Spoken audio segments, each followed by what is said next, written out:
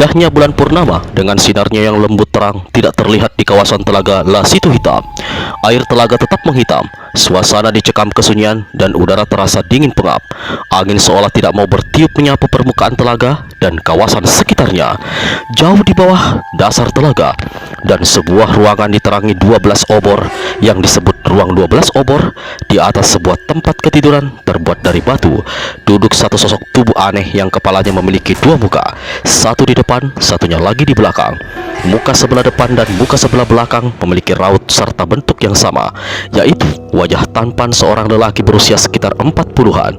Bedanya yang di depan berkulit kuning, sedang di muka belakang hitam keling. Selain keanehan angker pada kepalanya yang bermuka dua itu, makhluk itu memiliki sepasang mata yang masing-masing bola matanya tidak berbentuk bulat, melainkan berupa segitiga berwarna hijau menggidikan. Konon bentuk segitiga bola matanya itu menjadi pelambang tiga sifat yang dimilikinya, hingga ia dijuluki hantu segala keji, segala tipu, segala nafsu. Di samping kiri dan kanan ranjang batu tempat orang bermuka dua duduk, 4 orang gadis cantik bersimpuh di lantai.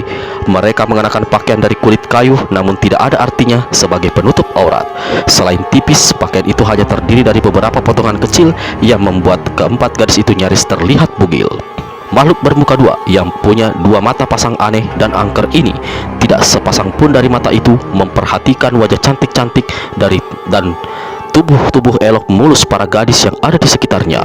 Ada dua pasang mata di sebelah belakang berputar-putar memandang ke langit ruangan, sementara dua mata di sebelah depan memandang tak berkedip ke arah pekarangan. Di dua muka orang di atas ranjang batu itu terlihat jelas bayangan ketidaksabaran. Dua mata pada muka sebelah depan sesaat membuka tambah lebar. Dari mulutnya keluar suara mengeluh. Apa yang dilakukan perempuan celaka itu? Wahai, masakan pekerjaan begitu mudah saja. Dia pergi berapa lama belum muncul sampai saat ini. Apa aku harus marah lagi? Minta darah lagi? Dua mata sebelah depan ini terus membelalak tak berkedip memandang ke arah pintu masuk. Beda lagi dengan muka kedua, yakni muka berkulit hitam legam di sebelah belakang. Mulutnya berkomat kamit.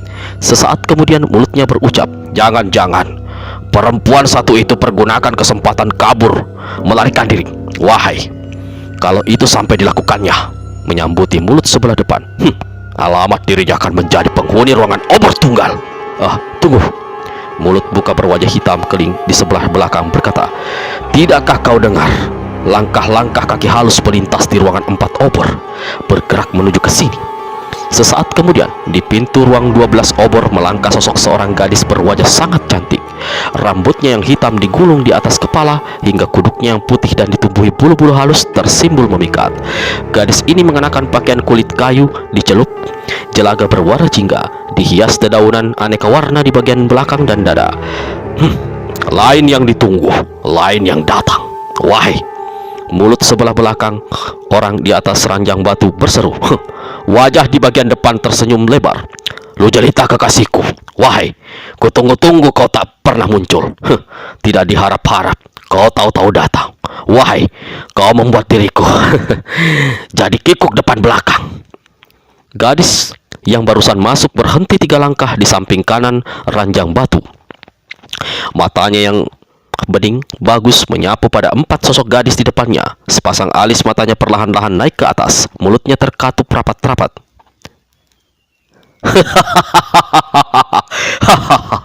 "Kau mulai cemburu, wahai." Mulut sebelah depan yang bermuka dua berseru, lalu ditepukkan tangannya 3 kali. Melihat isyarat ini, 4 gadis cantik yang duduk di lantai serta-merta bangkit berdiri dan tinggalkan ruangan 12 obor. "Kekasihku lu jelita, wahai, berucaplah. Katakan padaku, apa hatimu sedang senang atau tengah diselimuti kegundahan? Melihat air mukamu, apa yang selama ini kau cari dan kau rahasiakan padaku masih belum kau dapatkan. Wahai, betulkah dugaanku?" Gadis berpakaian jingga dudukkan dirinya di atas ranjang batu di sebelah orang bermuka dua. Lalu dengan suara perlahan lirih yang membuat darah bergejolak panas, dia berkata, "Aku datang karena aku rindu sekali padamu, wahai hantu muka dua." orang bermuka dua yang duduk di atas tempat ketiduran batu dan dipanggil dengan nama hantu muka dua tertawa bergelak. Wahai, rindu adalah penyakit maha nikmat orang-orang bercinta. Aku pun tak kalah rindu lo jelita.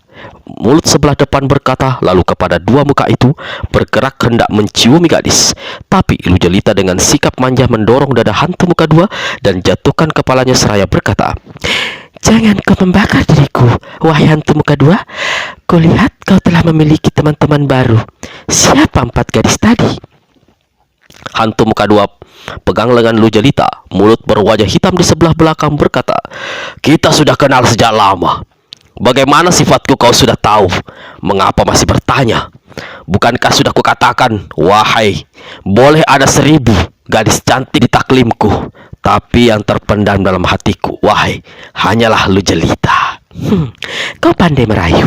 Dua mulut hantu muka dua sama-sama tertawa keras, lalu di sebelah depan berkata,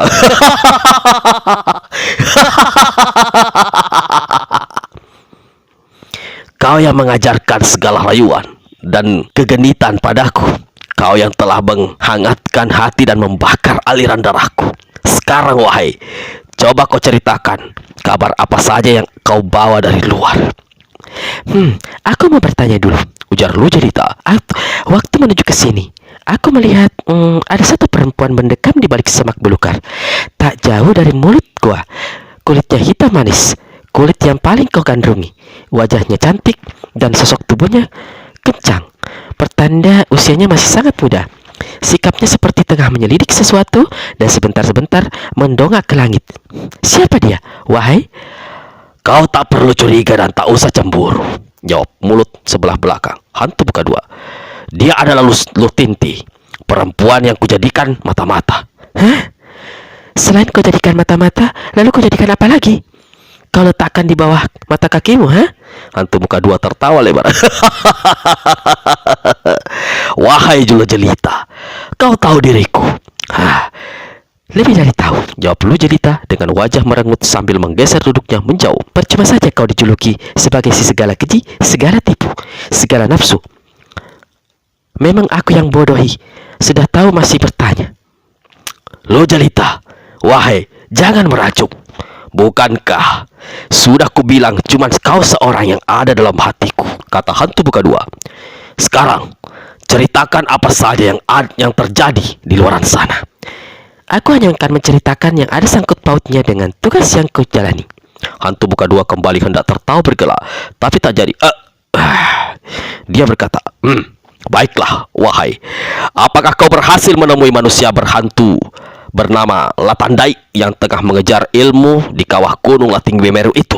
Lu Jelita anggukkan kepala. Latandai sekarang memakai nama hantu bara Kaliatus. Di kepala, sekujur dada dan perutnya penuh dengan bara menyala berjumlah 200. Tapi sayangnya, setelah aku periksa, ternyata dia hanya punya 1 tahi lalat di bawah pusarnya. Hantu muka dua tak dapat menahan tawanya. "Latandai manusia miskin tai lalat." "Tapi wahai kekasihku, kuharap kau jangan putus asa. Cari lagi, dan aku akan terus membantu sampai akhirnya kau mendapatkan 7 lelaki yang punya 3 tai lalat di bawah pusarnya." Mulut sebelah belakang menyambut ucapan mulut sebelah depan tadi. "Wahai Lu Jelita, menurut penglihatanku, kau dalam masa 100 tahun mendatang, kau masih akan tetap muda dan cantik. Mengapa kau begitu bernafsu mengejar ilmu? Bukankah kau mencari 7 lelaki dengan 3 tai lalat di bawah pusarnya itu sebenarnya ingin mendapatkan ilmu awet muda sepanjang zaman?" Sepasang mata Lu Jelita membesar. Dari mana kau tahu aku tengah mencari ilmu awet muda?" tanya si gadis. Hantu muka dua pandai menduga, wahai, dan setiap dugaanku biasanya tak pernah meleset." Lu Jelita tersenyum lalu mencibir dan berkata, "Aku akan mengiyakan dan menidakkan kebenaran dugaanmu itu, wahai hantu muka dua. Aku butuh bantuanmu. Siapa saja lagi yang harus kuselidiki?" Wajah hantu muka dua depan belakang tersenyum. Sederet nama dan orang bisa kau selidiki. Mengapa kau tidak berusaha mencari lelaki bernama Lakasipo yang kini punya dua julukan, bola-bola iblis dan hantu kaki batu? Tapi aku punya satu pesan. Jika kau berhasil menemui laki-laki itu dan berhasil menyelidik, apapun hasil penyelidikanmu, aku minta kau membunuhnya. Paling tidak mengetahui kelemahan segala ilmu yang dimilikinya. Lu Jelita menatap wajah sebelah depan hantu muka dua, lalu tersenyum, membuat hantu muka dua tak sanggup menahan diri dan angsurkan kepalanya hendak mengecup bibir si gadis. Wajah mereka hampir bersentuhan, tapi jari tangan kanan Lu Jelita lebih dahulu ditempelkan di atas bibir lelaki itu hingga tak kesampaian menyentuh bibirnya. Wahai hantu muka dua, turut apa yang aku dengar, hantu santet laknat telah turun tangan melakukan hal yang sama. Kabarnya dia telah menguasai otak dan jalan pikiran Latandai, lalu pergunakan tangan Latandai alias hantu bara Kaliatus untuk membunuh Lakasipo. Mengapa kau harus bersusah payah dan menyuruh aku melakukan itu? Terus terang, wahai, aku tidak begitu percaya pada hantu santet laknat. Nenek satu itu punya rencana terselubung. Kelihatannya dia ingin... Wahai hantu muka dua, aku tahu maksudmu. Kau takut hantu santet laknat jatuh hati kepada Lakasipo. Padahal bukankah nenek itu sejak lama jatuh hati padamu? Tapi kau seperti tidak pernah mengacukan. Mendengar kata-kata Lu Jelita itu, terjadi satu keanehan pada kepala hantu muka dua. Kepalanya yang bermuka depan dan berupa wajah dua laki-laki usia 40 tahun tiba-tiba berubah menjadi dua wajah orang tua yang air mukanya putih pucat karena terkejut. Dalam hati, hantu muka dua berkata, dari mana perempuan satu ini tahu ihwal hubunganku dengan hantu santet laknat? Keadaan dua muka hantu muka dua seperti orang tua bermuka pucat hanya sesaat. Di lain kejap, dua mukanya kembali seperti tadi, yaitu wajah dua lelaki berusia sekitar 40-an tahun. Satu hitam, satu putih. Ah, Lu Jelita kekasihku. Wahai, kalau kau sudah tahu tentang sikap hantumu santet laknat terhadapku, kuharap kau jangan menebar luas apa yang kau ketahui itu. Aku menyuruhmu membunuh Lakasipo karena aku punya firasat. Di masa mendatang, dia akan menjadi seorang tokoh yang sangat berbahaya di kawasan tanah silam. Maukah kau menolongku, wahai kekasihku? Lu Jelita tersenyum, membuat hati hantu muka dua menjadi sejuk. Namun sesaat kemudian darahnya kembali menggelora. Mulutnya sebelah depan berbisik, berbilang waktu telah berlalu, berbilang lagi yang akan datang. Wahai, kapan kita bisa bersenang-senang, wahai Lu Jelita? Saatnya akan tiba. Kau harus sabar menunggu, kata Lu Jelita setengah membujuk sambil memegang lengan hantu muka dua. Selain menyelidik Lakasipo, apa tidak ada orang lain yang menurutmu pantas aku selidiki keadaan dirinya? Pernah kau mendengar seorang bernama hantu Jatilandak? Tanya hantu muka dua. Maksudmu makhluk menghebohkan yang tinggal di kawasan hutan lah hitam kelam? Beberapa waktu lalu, dia telah membantai serombongan orang yang kabarnya adalah kaki tangan hantu lumpur hijau yang menguasai sebagian kawasan hutan. Betul, kau selidiki dia. Siapa tahu dia memiliki 3 tai lalat di bawah pusarnya. Ah, tapi hati-hati wahai kekasihku. Hantu Jatilandak benar-benar makhluk biadab yang sanggup membantai siapa saja dengan ilmunya yang aneh-aneh. Aku akan perhatikan ucapanmu, wahai hantu muka dua. Sekarang izinkan aku pergi. Tidak, sebelum aku boleh membelahi dadamu dan mengecup bibirmu, kata hantu muka dua pula. Lalu tangannya cepat hendak merangkul, tapi lagi-lagi Lu Jelita mendahului mendorong dada lelaki itu seraya berbisik. Kalau kau mau bersabar sedikit lagi, kelak aku akan memberikan apa saja yang kau minta. Sayang, aku sudah tidak sabar menunggu lebih lama, jawab hantu muka dua pula. Sementara dua mulutnya tertawa bergelak. Dua wajah di kepalanya mendadak berubah menjadi dua wajah anak muda yang sangat tampan. Perubahan ini menjadi pertanda bagi Lu Jelita bahwa hantu muka dua tengah mengalami puncak hasrat yang menggelora dan berusaha memikat dengan merubah dirinya sebagai pemuda gagah. Bersamaan dengan terjadinya perubahan itu, tiba-tiba cepat dua kaki hantu muka dua bergerak ke depan, dan tahu-tahu dua kaki itu telah menggelung pinggul dan pinggang Lu Jelita, lalu menariknya hingga hampir saja gadis itu jatuh menindih tubuh hantu muka dua. Kau harus belajar punya kesabaran, hantu muka dua. Ini hadiah untuk kesabaran itu. Lu Jelita pergunakan tangan kanannya mencubit perut hantu muka dua hingga orang ini menjerit antara kesakitan dan kegelian. Bersamaan dengan itu, Lu Jelita gerakkan tubuhnya ke belakang hingga rangkulan dua kaki hantu muka dua terlepas. "Ah, Lu Jelita, tunggu!" berseru hantu muka dua. "Wahai!" Tapi Lu Jelita telah berkelebat meninggalkan ruang 12 obor. Hantu muka dua terduduk di atas ranjang batu. Dua mulutnya beberapa lama keluarkan suara menggerendeng. Lalu mulut sebelah depan berucap perlahan, "Lu Jelita, wahai, jangan kau kira aku tidak tahu apa yang sebenarnya tengah kau lakukan dan kau cari. Aku hanya pura-pura percaya bahwa kau tengah mencari ilmu awet muda. Tapi aku tahu sebenarnya kau tengah mencari satu ilmu kesaktian yang langka dan sangat hebat. Aku akan membantumu mendapatkan ilmu itu. Aku akan mengikuti apa saja maumu, Lu Jelita, wahai kekasihku. Tapi begitu kau mendapatkannya, aku akan merampasnya dari tanganmu." "Percuma aku dijuluki hantu segala keji, segala tipu dan segala nafsu." Hantu muka dua usap perutnya yang merah akibat cubitan dari Lu Jelita tadi. Lalu dia singkapkan pakaiannya di bagian bawah perut. Dia menyeringai, memperhatikan 3 buah tahi lalat yang menebar berdekatan tepat di bawah pusarnya. Hantu muka dua bertepuk 3 kali. 4 gadis cantik yang tadi meninggalkan ruangan itu kini muncul kembali. Melihat 2 muka hantu muka dua yang telah berubah menjadi wajah pemuda-pemuda tampan, mereka segera maklum hantu yang dijuluki si segala nafsu ini ingin bersenang-senang. 4 gadis cantik, wahai, apa kalian siap melayaniku?" 4 yang ditanya anggukkan kepala, lalu tanpa menunggu lebih lama sama-sama menghambur ke atas tempat tidur batu. Bersebelahan dengan ruang 12 obor terdapat sebuah ruang batu redup, suram, serta bau. Hantu muka dua menyebut ruangan ini adalah ruangan obor tunggal karena hanya diterangi satu obor kecil. Siapa saja yang memasuki atau melewati ruangan itu pertama kali pasti akan merasa heran. Perasaan heran ini kemudian akan berubah menjadi ngeri menggigitkan. Di lantai ruangan yang lembab dan di sana sini diselubungi lumut, terbaring 6 sosok tubuh perempuan. 4 diantaranya sudah sangat tua, hanya tinggal kulit pembalut tulang, yang 2 lagi masih muda. Walau tubuh mereka kelihatan cukup segar, namun wajah masing-masing pucat pasi seolah tak berdarah. 6 sosok perempuan itu terbaring menelentang, 3 dengan mata terpejam, 3 lagi menatap ke langit-langit ruangan dengan mata yang mencalak dan sangat jarang berkedip. Kalau tidak diperhatikan benar, sulit mengetahui apakah 6 sosok perempuan itu masih bernafas atau tidak. Selain tidak bergerak, keenamnya terbaring dengan mulut menganga. Dari langit-langit ruangan pada waktu-waktu tertentu menetes setetes air yang langsung jatuh masuk ke dalam mulut keenam perempuan itu. 4 perempuan tua telah puluhan tahun berada di ruangan itu. 2 masih muda, baru sekitar 12 kali purnama. Kemudian mereka seolah mati tidak, hidup pun tidak. Tetesan-tetesan air yang memanjangkan umur mereka dalam kesengsaraan itu. 4 perempuan tua yang ada dalam ruang obor tunggal itu dulunya pernah menjadi musuh besar hantu muka dua. Sedang 2 perempuan muda adalah gadis-gadis di sebuah pemukiman di selatan Latala Silam yang diculik untuk dijadikan budak pemuas nafsu.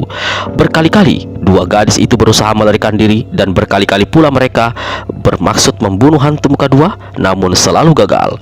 Hantu muka dua kehilangan kesabaran, lalu menjebloskan keduanya di ruang obor tunggal. Kalau saja hantu muka dua tidak mempunyai pantangan membunuh perempuan, sudah sejak lama ke-6 perempuan itu dihabisinya. Di atas ranjang batu ruang 12 obor, hantu muka dua terbujur mandi keringat.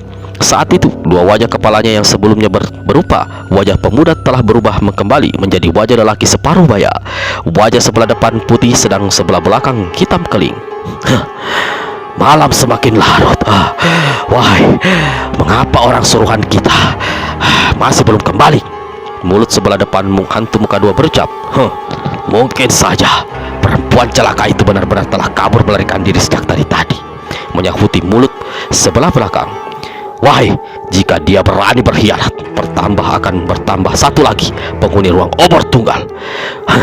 Aku sudah berkata sebaiknya berpuas-puas dulu dengan dirinya, tapi kau malah memberinya tugas di luar goa. Pada saat seperti itu, hantu muka dua seolah-olah berubah menjadi 2 orang yang berlainan tetapi memiliki satu tubuh. Kau betul, kata mulut sebelah depan. Kalau dia datang, akan kurendam dia sampai pagi. Diam, jangan tertawa.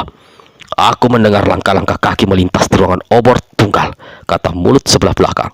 Tak lama kemudian muncullah seorang gadis berkulit hitam legam, berwajah ayu. Rambutnya yang hitam panjang tergerai lepas sampai ke pinggul, berkilat-kilat dan menebar bau harum karena diberi semacam minyak wangi. Tubuhnya yang padat melenggok bagus ketika melangkah memasuki ruang obor 12. Obor.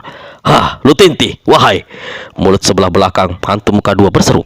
"Apa yang kau lakukan sampai berlama-lama di luar sana?" Belum sempat perempuan muda berdada busung itu menjawab, mulut di sebelah depan menyusul membentak. "Huh, kau tengah mencari akal hendak melarikan diri? Wahai, apa benar begitu?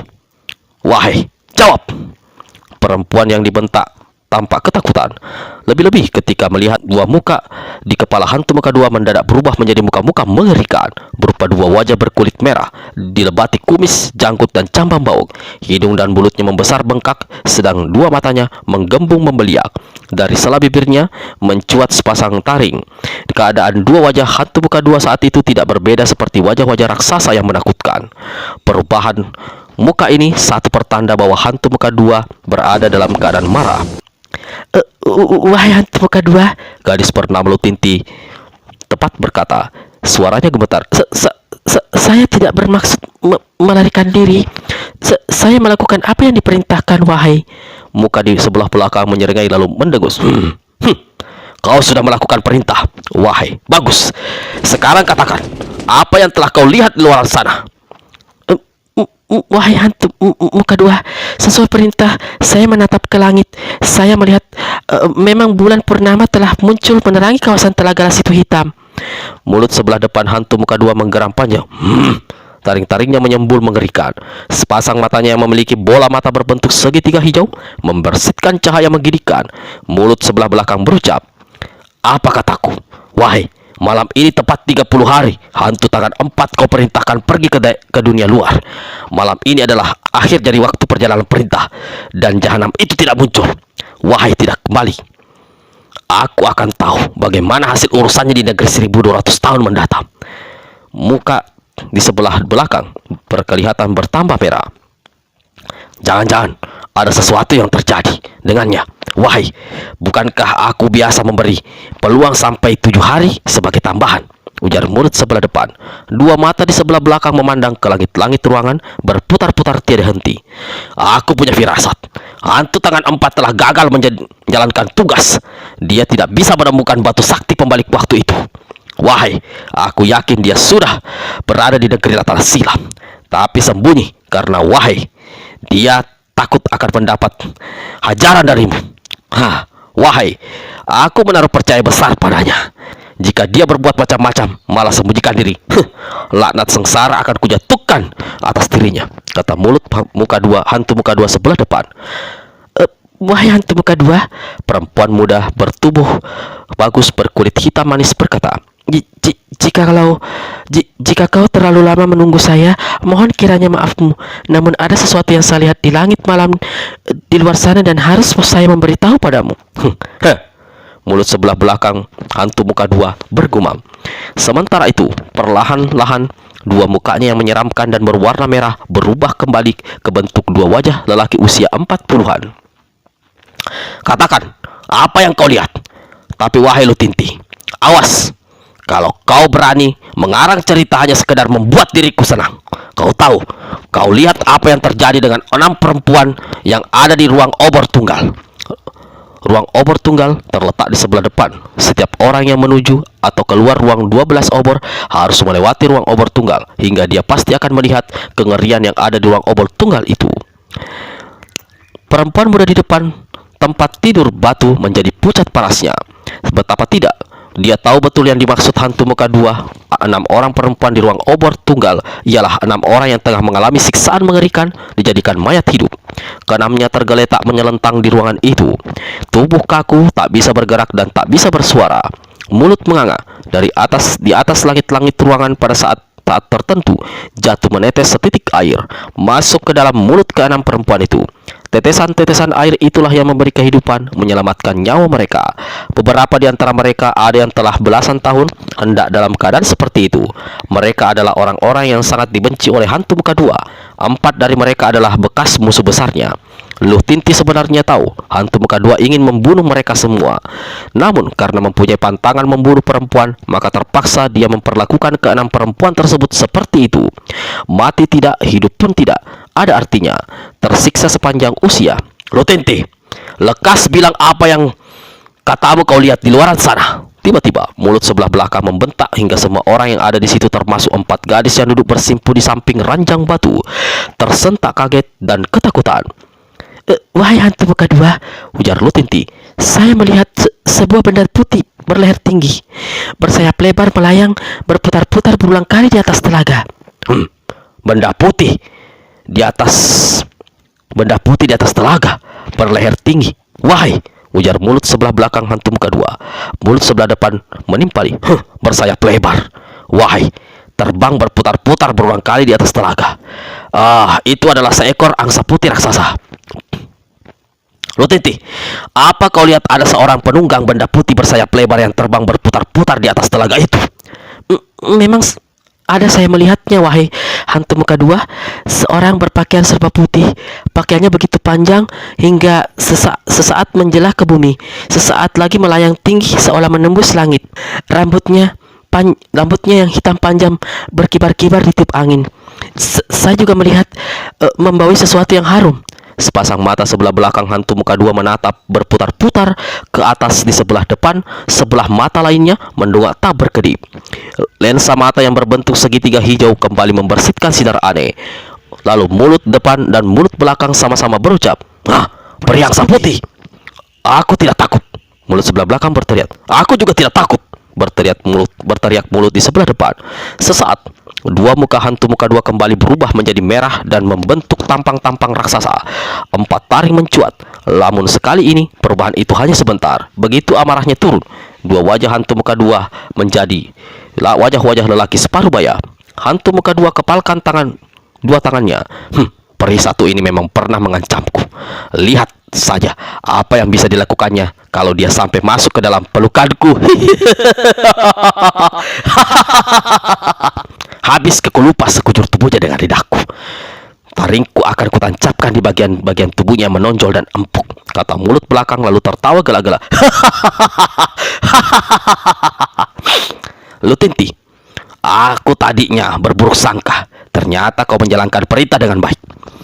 Wahai, patut aku memberi hadiah kesenangan padamu, kata hantu muka dua.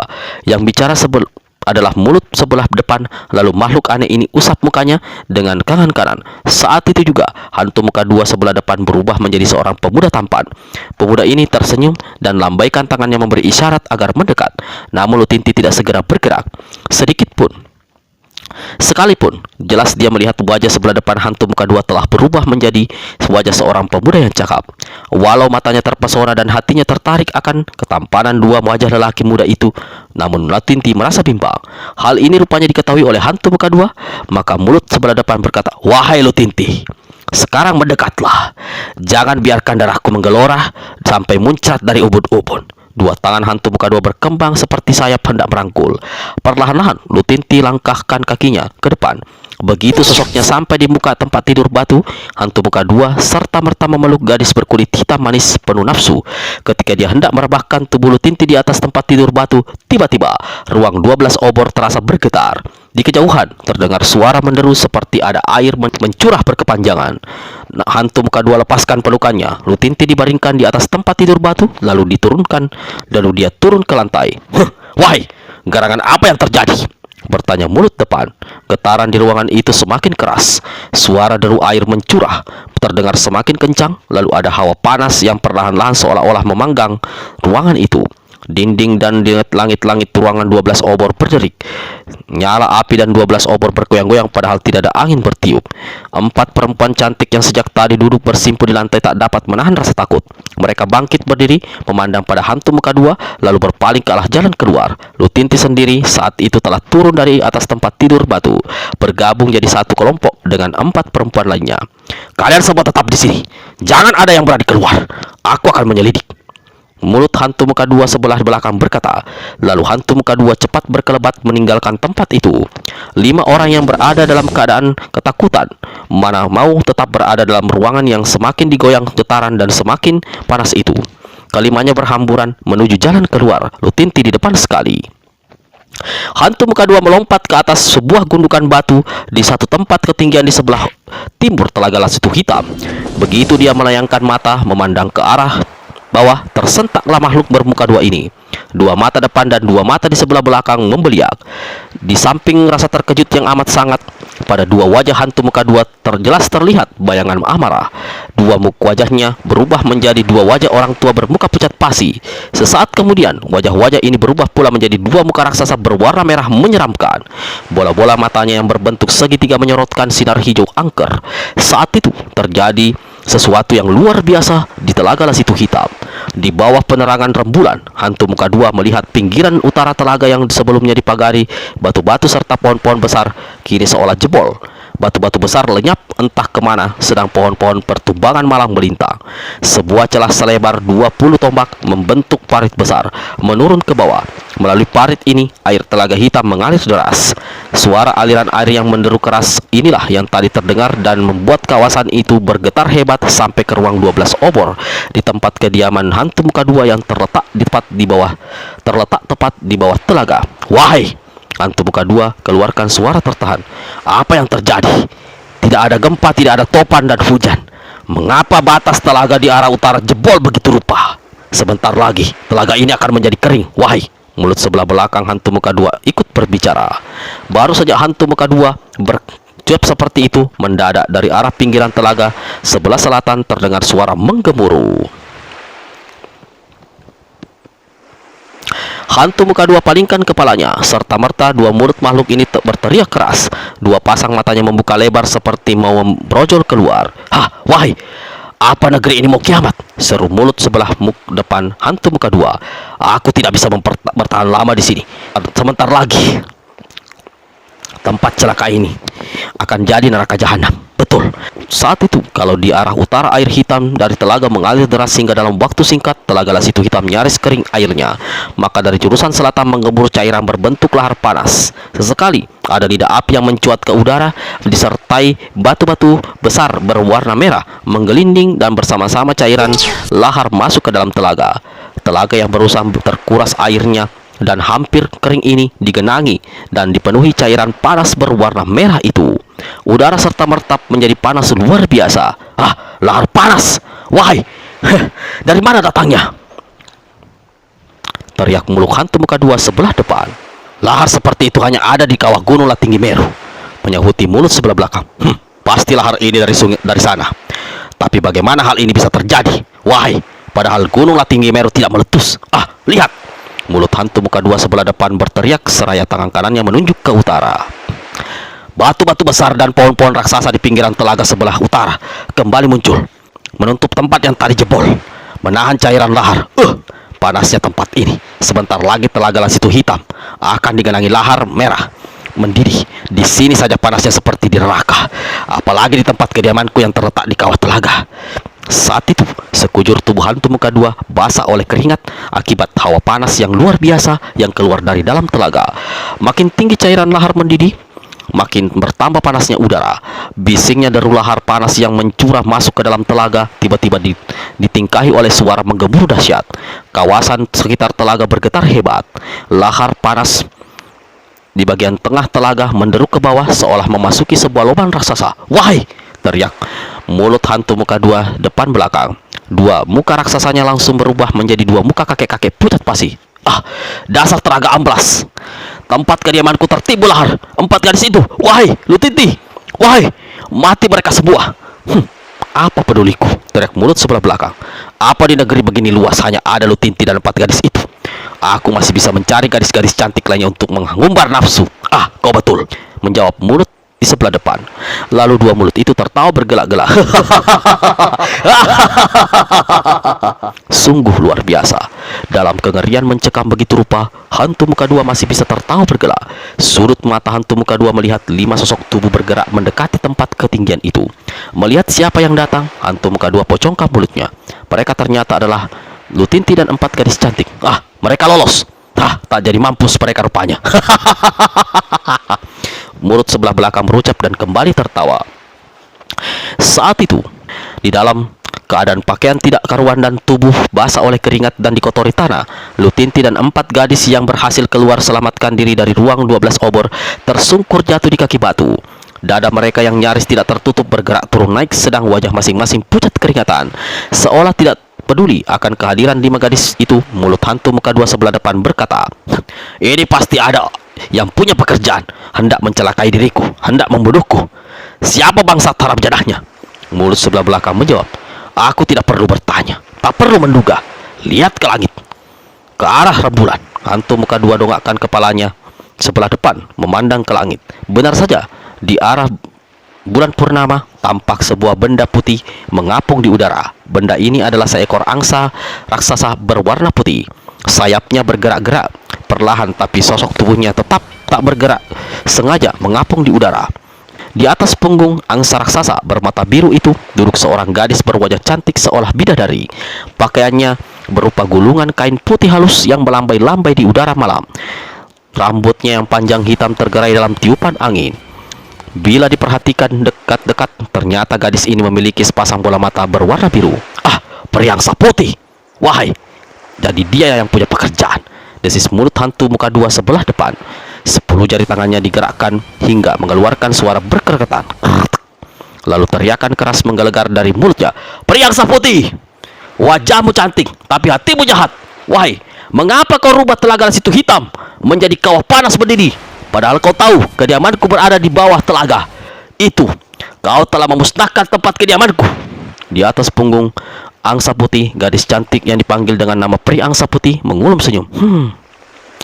Hantu muka 2, berbilang hari, berbilang minggu, berbilang bulan, berbilang tahun, sudah berapa kali aku memberi peringatan kepadamu agar merubah diri dan jalan hidup, agar merubah pekerti dan perbuatanmu. Tapi semua himbauan itu tidak kau dengarkan. Kau punya 4 telinga, tapi seolah tuli. Kau punya 4 mata, tapi seperti buta. Di usiamu yang sudah ratusan tahun ini, kau masih saja berbuat jahat, menimbulkan bencana dan aniaya bagi orang-orang tak berdosa. Dengan kehebatan ilmumu, kau memperalat orang lain untuk menimbulkan malapetaka. Setiap tarikan nafasmu, kau selalu menganggukkan nama besarmu sebagai hantu segala keji, segala tipu daya, segala nafsu. Para peri dan para dewa telah cukup sabar. Apa yang kau lakukan malam ini merupakan satu peringatan kecil bagimu. Aku telah melakukan atas perintah peri bunda, simpul, agung segala peri, peri junjungan dari segala junjungan. Mereka tidak mau melihatmu berdiam diri di bawah telaga laut situ hitam. Karena itu, mereka memerintahkan dewa air untuk menguras air telaga laut situ hitam. Lalu dewa gunung diperintahkan menimbun telaga dengan lahar mendidih. Para dewa dan para peri tidak ingin melihatmu bercokol lebih lama di tempat ini. Pergi dari sini dan jangan berani kembali ke negeri Latana Silam. Jika di kemudian hari kau masih belum berubah diri, maka hukuman lebih berat akan dijatuhkan pada dewa dan para peri atas dirimu." "Peri angsa putih!" teriak hantu muka 2. Yang berteriak adalah mulut sebelah belakang. "Di malam bulan purnama seindah ini, aku tidak sangka kau tega-teganya menjatuhkan malapetaka atas diriku. Kau tidak sabar, wahai. Perbuatanmu bukan saja merusak alam, tapi juga kau telah membunuh 6 orang yang ada di dalam telaga. Kau bertanggung jawab atas kematian mereka." Mereka berada di situ sebagai korban kebiadabanmu. Kalau mereka mati, maka nyawa mereka adalah tanggungan jawabmu. 6 nyawa akan jadi roh, kelak akan gentayangan mencarimu. "Peri busuk! Pandainya kau memutar balik lidah dan ucapan," teriak hantu muka 2 marah. Taring-taring di mulutnya mencuat menggidikan. Kulit mukanya merah seperti saga dan matanya membelalak memancarkan sinar hijau. Tapi wajah yang merah beringas itu mendadak sontak berubah menjadi terang, malah kini dihiasi senyum. Dan 2 wajah hantu muka 2 berubah menjadi 2 wajah pemuda gagah. Gumam peri angsa putih dalam hati. Tipu daya apa lagi yang hendak dilancarkan makhluk terkutuk satu ini? "Peri angsa putih, walau kau seorang peri, tapi aku percaya kau punya hati dan perasaan. Lebih dari itu, kau punya kemauan dan hasrat." Apa maksudmu hantu muka 2? Tanya peri angsa putih. "Lihat 2 wajahku. Pernahkah kau melihat pemuda segagah diriku saat ini?" Aku menilai seseorang tidak dari kegagahannya, wahai hantu muka 2. Hantu muka 2 tersenyum. "Sebagai makhluk yang punya perasaan dan hasrat, maukah kau bercumbu denganku?" Paras peri pangsa putih menjadi merah padam. Jika menurunkan amarahnya, saat itu juga mau dia melabrak hantu muka 2. Tapi disadarinya dalam menjalankan tugas dari peri bunda, dia memilih keterbatasan dalam berucap, apalagi bertindak. Bukan saja menunjukkan kemarahan, tapi di atas sana pria angsa putih hanya tersenyum mendengar ucapan hantu muka dua itu. Nafsu telah membuat dirimu lebih bejat dari kutuk neraka. Nafsu terkutukmu telah menimbulkan malapetaka dan atas diri banyak perempuan. Yang terakhir, perbuatan kejimu terhadap Lu Santini, istri Latandai. Tapi ketahuilah, wahai hantu muka dua, kelak nafsu itu sendiri yang akan membakar dan menghancur leburkan dirimu.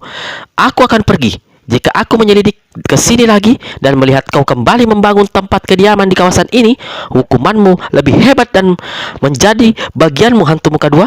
Ah, wahai, kau tidak akan pernah kembali ke sini, pria angsa putih, teriak hantu muka dua. Oh iya, wahai, mengapa bisa begitu? Tanya pria angsa putih sambil menaikkan sepasang alisnya hingga wajahnya tampak berubah cantik. Tampak tambah cantik.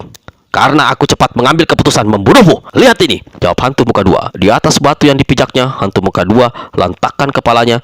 Bersamaan dengan itu, dua larik sinar hijau berbentuk segitiga berkelebat ke udara. Belum lagi saya itu menemui sasarannya, hantu muka dua putar lehernya.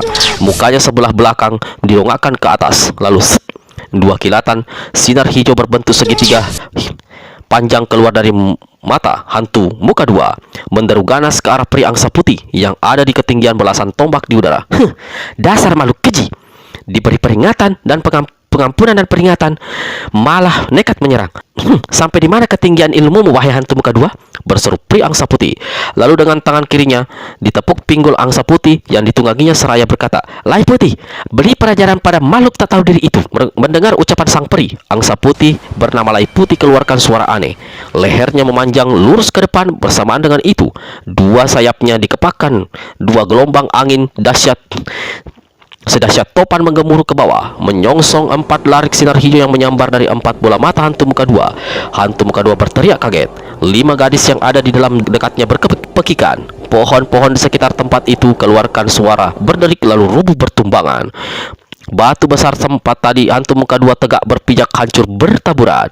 5 gadis terpental dan terguling di tanah. Di udara terdengar 4 letusan dahsyat. 4 larik sinar hijau berubah menjadi serpihan menyala dan bertaburan kian kemari. Beberapa serpihan melesat menyambar sayap angsa putih. Binatang raksasa itu keluarkan suara menguik panjang. Di beberapa bagian sayap, bulu-bulu putihnya kelihatan rontok berjatuhan. Beberapa di antaranya tampak hangus kehitaman. Binatang yang mengapung di udara itu teroleng-oleng kian kemari. Pria angsa putih menjerit marah dan menunjuk ke bawah. Angsa putih panjangkan lehernya dan sayapnya dikepakkan. Saat itu juga binatang raksasa itu menukik cepat ke arah tepian telaga sebelah timur. Di bawah sana, sosok hantu muka dua telah lenyap dalam kegelapan. Mata biasa, termasuk mata pria angsa putih sekalipun tak dapat menerobos kegelapan malam. Apalagi sekitar tepian telaga sebelah timur penuh ditumbuhi pohon semak belukar dan pohon-pohon besar. Namun, mata Lai Putih tak bisa ditipu. Binatang tunggangan peri angsa putih ini walaupun dalam keadaan masih sanggup mengihat dari ketinggian puluhan tombak. Begitu melihat sosok hantu muka dua yang berkelebat ke arah tenggara, Lai Putih cepat mengejar. Namun sosoknya yang besar serta sayapnya yang panjang tidak memungkinkan angsa raksasa itu terbang rendah, melayang menerobos peperapatan pepohonan. Tahu dirinya dikejar, hantu muka dua percepat larinya dan sengaja memilih jalan yang gelap serta penuh pepohonan. Di satu tempat dia lari memutar, maksudnya hendak menipu agar angsa pengejar, tapi tak berhasil. Begitu sempat melihat bayangan sosok tubuh yang dikejarnya di bawah sana, Lai Putih menukik lalu dikuncupkannya sayapnya. 5 tombak dari sosok hantu muka dua, Lai Putih gerakkan kepalanya dan paruhnya sekali bergerak, pinggang hantu muka dua masuk ke dalam jepitan paruhnya yang panjang. Begitu mulut dikatup tak ampun lagi, tubuh hantu muka dua pasti akan terkuntung dua. Tapi justru saat itu peri angsa putih keluarkan seruan tertahan. Lai Putih, benda apa yang kau jepit di mulutmu? Angsa putih keluarkan suara menguik panjang. Dalam penglihatan peri angsa putih, benda yang digigit Lai Putih di dalam mulutnya adalah batangan potongan kayu, bukan sosok hantu muka dua. Lekas kau lepaskan batang kayu tak berguna itu. Lai Putih, kita harus mengejar hantu muka dua, dan jika terlambat bertindak pasti dia bisa berhasil meloloskan diri. Mendengar kata-kata peri angsa putih, kembali Lai Putih keluarkan suara menguik pertanda dia sebenarnya tidak suka melakukan apa yang diperintahkan sang peri, namun tak berani membantah. Dari ketinggian 3 tombak, Lai Putih lepaskan benda yang digigit di paruhnya. Benda ini jatuh bergedebukan di tanah. Lai Putih meneruskan terbang rendah dan berputar-putar. Namun sosok hantu muka dua tak kelihatan lagi. Wahai Lai Putih, kita kena dibodohi. Hantu muka dua berhasil melarikan diri. Lai Putih menguik keras. Tak usah kecewa, Lai Putih, kata peri cantik itu sambil usap leher tunggangannya. Masih banyak waktu untuk menjatuhkan hukuman pada makhluk jahat itu. Putar terbangmu, kita kembali saja. Tapi terbang sekali lagi di atas telaga situ hitam. Lai Putih tegakkan ekornya ke samping kiri. Angsa raksasa ini berputar di udara. Kembali terbang ke arah telaga. Di bawah sana, dalam rimba belantara yang gelap, batang kayu yang tadi dilepaskan Lai Putih dari gigitannya kelihatan bergerak. Jika lebih diperhatikan, ternyata benda itu bukanlah batang kayu, melainkan sosok hantu muka dua. Sambil bergerak bangkit, hantu muka dua tertawa mengekek. Periangsa putih, ternyata aku si hantu segala tipu masih bisa memperdayaimu. Lain saat, kau akan menerima segala keji dan segala nafsu dariku.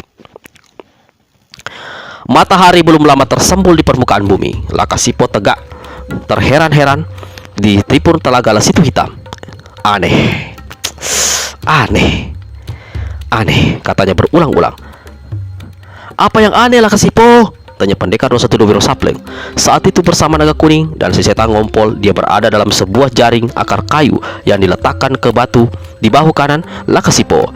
Bukan saja mereka bisa menghirup udara segar serta luas pemandangan yang lebih dari itu, kini mereka bisa bicara dan didengar karena dan lebih dekat dengan telinga Lakasipo. Wahai tiga saudaraku, apa kalian tidak melihat keadaan air telaga itu? Itu telaga situ hitam. Dulu airnya berwarna hitam, tapi hari ini kulihat telaga ini isinya lahar mendidih. Mungkin saja di bawah telaga ada gunung Merapi, kata setan ngompol. Yang jelas, pagi ini kita tak bisa mandi, kata Lakasipo yang dijuluki bola-bola iblis alias hantu kaki batu. Duk, duk, duk, duk. Setiap langkah yang dibuat Lakasipo mengeluarkan suara keras dan menggetarkan tanah. Sekali lagi, Lakasipo perhatikan kawasan di sekitarnya. Dia melihat batu-batu di tepi telaga banyak berhancur dan seolah terbungkus lapisan hijau aneh. Lalu pohon-pohon yang banyak bertumbangan. Selagi dia menatap menduga-duga apa yang telah terjadi, tiba-tiba di sebelah sana kuda tunggangannya Lakaki 6 beringkik keras. Lakasipo melangkah mendekati kuda hitam berkaki 6 itu. Ternyata binatang ini tengah menjilati seorang gadis berkulit hitam manis menebar ayu yang tergeletak di pingsan di tanah. Di dekat situ masih ada 4 gadis lainnya, berada dalam keadaan sama seperti yang tengah dijilati Lakaki 6. Wahai, tambah lagi satu keanehan di tempat ini, kata Lakasipo. Lihat, kudaku menemukan 5 orang gadis cantik bergeletakan di tanah. Sebenarnya aku sudah melihat dari tadi, kata naga kuning pula. Lalu mengapa tidak kau beritahu padaku? Ujar Lakasipo. Soalnya siapa yang mau melewatkan pemandangan luar biasa seperti ini? 5 gadis cantik tergeletak di tanah dalam keadaan tubuh hampir tidak tertutup, berkata setan ngompol sambil tertawa cekikikan dan menahan kecik. Aduh, kau tua bangka, gatal mata. Bagaimana kalau 5 gadis ini sampai tidak keburu ditolong dan menemui ajal? Kami tahu 5 gadis itu cuma pingsan, kata murid Sinto Gende. Wahai, jelas kalian bertiga sudah bersekongkol rupanya. Lakasipo tak mau lagi bicara. Dia dekati gadis yang berkulit hitam manis dan tengah dijilati Lakaki 6. Setelah memeriksa keadaan gadis ini, Lakasipo berpindah pada 4 gadis lainnya. Seperti yang dikatakan Wiro, kelima gadis tak dikenal itu memang berada dalam keadaan pingsan. Turunkan kami, biar kami bisa ikut menolong, kata naga kuning. Bocah tengil. Aku tahu yang ada dalam benakmu. Kau ingin melihat tubuh mereka lebih dekat. Kalau bisa, mau meraba, tugas Lakasipo. Naga kuning cuma bisa cemberut. Setan ngompol tertawa lebar, sedang pendekar 112 Wiro Sableng garuk-garuk kepala. Lalu Wiro berkata, Lakasipo, kalau kau mengarahkan tenaga dalam lalu memijat bagian-bagian tertentu tubuh mereka, 5 gadis itu pasti akan lebih cepat siuman. Lakasipo tidak pedulikan ucapan Wiro. Dia sibuk mencari pohon-pohon berdaun lebar, daun yang kemudian dirangkai-rangkaikannya satu sama lain. Dia menutupi bagian-bagian penting tubuh 5 gadis itu. Selesai melakukan itu, baru Lakasipo berkata, Nah, Wiro, sekarang katakan bagian tubuh mana yang kupijat agar 5 gadis cantik ini segar siuman. Baiknya jangan kau beritahu, bisik naga kuning. Kalau dia berhasil menolong 5 gadis itu, paling-paling dia bakal dapat puji sanjungan. Kita tetap begini saja. Betul, kata ikut berbisik setan ngompol. Kalian bocah dan kakek sama saja konyolnya, ujar Wiro. Lalu pada Lakasipo dia memberitahu agar lelaki itu memijat urat besar di sebelah kiri dan kanan leher kelima gadis. Setelah mengalirkan tenaga dalamnya kelima gadis itu seperti dikatakan Wiro, Lakasipo lalu memijat urat besar di leher mereka. Satu persatu mereka sadarkan diri. Mereka memandang berkeliling dengan terheran-heran. Mereka menatap Lakasipo. Orang gagah berkaki batu, Kata gadis berkulit hitam manis. bagaimana kami bisa berada di tempat ini? Kau siapa? Kau siapa? Bagaimana kalian berada di tempat ini? Di mana aku tahu? Kalian berlima aku temukan tergeletak pingsan. Coba kalian ingat-ingat apa yang terjadi sebelumnya dengan kalian. Dan kau, gadis hitam manis, siapa namamu? Aku Lutinti. Malam tadi, aku dan 4 kerabat ini berada di ruang 12 obor di bawah telaga Lasitu Hitam. Lalu Lutinti menceritakan apa yang masih sempat diingatnya. Tak bisa tidak. Semua ini terjadi adalah kehendak para peri dan para dewa, kata Lakasipo begitu selesai mendengar penuturan Lutinti. Orang berkaki batu, karena kau telah menolongku, aku mengaturkan banyak terima kasih. Kami juga, kata 4 gadis berbarengan. Lalu salah satu dari mereka berkata, sebelumnya kami di bawah kekuasaan hantu muka 2, karena kini kami telah bebas dan kau sebagai Tuan Penolong, maka kami berempat menyerahkan diri padamu. Terserah kami mau dibawa kemana. Selain itu, mohon sudi memberitahu siapa adanya kau Tuan Penolong kami. Apa ku bilang? Kata naga kuning sambil menepuk tangan Wiro. Kita yang memberitahu cara menolong, Lakasipo yang dapat untung. 4 gadis cantik menyerahkan diri sekaligus padanya. Kita satu pun tidak kebagian. Kita dilupakan begitu saja. Menolong dengan mengharap pamrih tidak ada gunanya. Lagi pula jika mereka menyerahkan diri padamu, apa yang bisa kau lakukan? Masuk ke dalam hidungnya, nongkrong di tiang telinganya, saut pendekar 212, membuat naga kuning dan juga setan ngompol terdiam. Namaku Lakasipo, kata Lakasipo menjawab pertanyaan Lutinti tadi. Lutinti, jika benar kau dan 4 gadis itu sebenarnya berada di tempat kediaman hantu muka 2, kau tahu di mana orang itu kini berada sekarang? Lutinti menggeleng. Gadis yang 4 ikut-ikutan menggeleng. Mungkin ada satu hal yang perlu kuberitahu, kata darah ayu berkulit hitam manis ini. Sebelum terjadinya peristiwa hebat di telaga, aku diperintahkan hantu muka 2 untuk menyelidik keadaan di luar kediamannya. Apakah bulan purnama muncul semalam tadi atau tidak? Ternyata purnama penuh memang kelihatan di langit tadi malam. Apa perlunya hantu muka 2 menyelidik hal itu? Atau ada sesuatu yang bersangkut paut dengan bulan purnama? Aku mendengar hantu muka 2 menyebut-nyebut hantu tangan 4. Agaknya ada satu tugas yang diberikan pada hantu tangan 4. Tapi hantu tangan 4 tidak pernah muncul menemuinya. Menemui hantu muka 2 memberitahu hasil tugasnya. Mungkin hantu tangan 4 gagal menjalankan tugasnya, kata Lakasipo. Kelihatannya begitu. Wiro dan kawan-kawan yang ada di jaring dan sejak tadi sudah gatal untuk bicara segera berseru, Lakasipo, tanyakan padanya apa dia tahu di mana hantu tangan 4 berada. Lakasipo tidak acuhkan permintaan Wiro. Baginya ada pertanyaan yang lebih penting. Wahai Lutinti, kau mungkin mendengar dan tahu tugas apa yang harus dilakukan hantu tangan 4. Aku mendengar hantu muka 2 menyebut-nyebut sebuah benda bernama batu sakti pembalik waktu. Air muka Lakasipo berubah, tapi yang paling terkejut adalah Wiro, naga kuning dan setan ngompol. Lakasipo, seru Wiro. Kini terungkap, hantu muka 2 menugaskan hantu tangan 4 mencari batu sakti pembalik waktu. Itu sebabnya dia masuk ke alam kami, alam 1200 tahun di muka alamnya, di muka alammu yang sekarang. Kau sudah tahu dari kami, hantu tangan 4 tidak berhasil mendapatkan batu sakti itu. Batu itu sebelumnya ada pada setan ngompol, jatuh di satu tempat. Pertama sekali kami bertiga muncul di negeri Latala Silam ini. Itu sebabnya kami minta bantuanmu mencari batu itu. Kalau sampai jatuh ke tangan hantu tangan 4, apalagi hantu tangan 2, jangan harap kami bisa kembali ke dunia kami. Lakasipo, untuk sementara lupakan dulu batu itu, kata Wiro. Tanyakan pada gadis itu apa dia tahu di mana hantu tangan empat berada. Sementara itu, sejak tadi Lutinti dan 4 gadis cantik terheran-heran melihat kelakuan Lakasipo.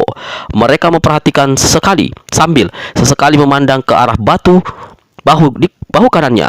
Di sana, Wiro, naga kuning dan setan ngompol berada dalam sebuah jaring. Lakasipo, dari tadi kulihat kau berbicara seorang diri. Kau bicara dengan siapa sebenarnya? Ya, jelas bukan dengan kami, kata satu dari 4 gadis cantik di samping Lutinti. Aku mendengar suara-suara aneh halus.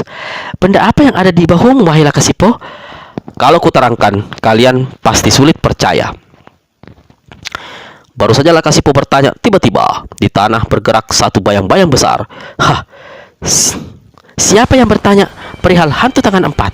Semua orang yang ada di tepian telaga termasuk Wiro dan Naga dan kawan-kawannya memandang ke langit.